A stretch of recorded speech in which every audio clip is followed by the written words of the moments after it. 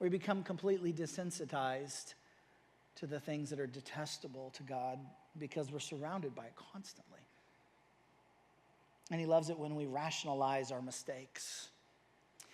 Rationalize, one of my favorite words. I don't know if you ever do this, but you might be, let's say you're on a diet and you think, had a good day today. Did all the things I was supposed to do. I'm going to reward myself with an egg roll. Anybody? Is that just me? Chocolate, something else. And we think, well, I've done all these things, or I've been really good today, and I've eaten all the right things today, so now I can eat this thing. And what we end up doing is we rationalize it.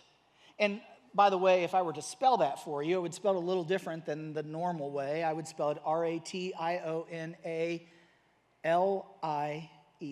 We lie to ourselves to make it okay.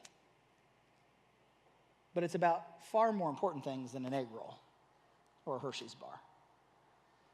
And we rationalize our mistakes instead of owning them with God and repenting.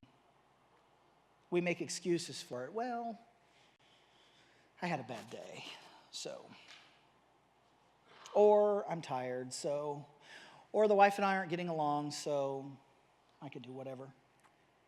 And we lie to ourselves to make it all right instead of owning it.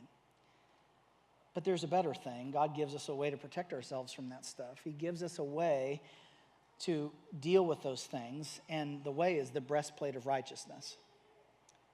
The spiritual armor is a practical thing.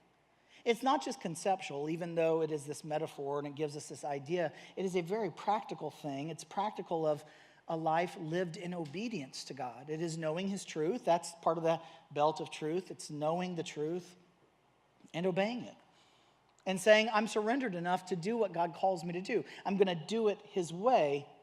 I'm going to live right.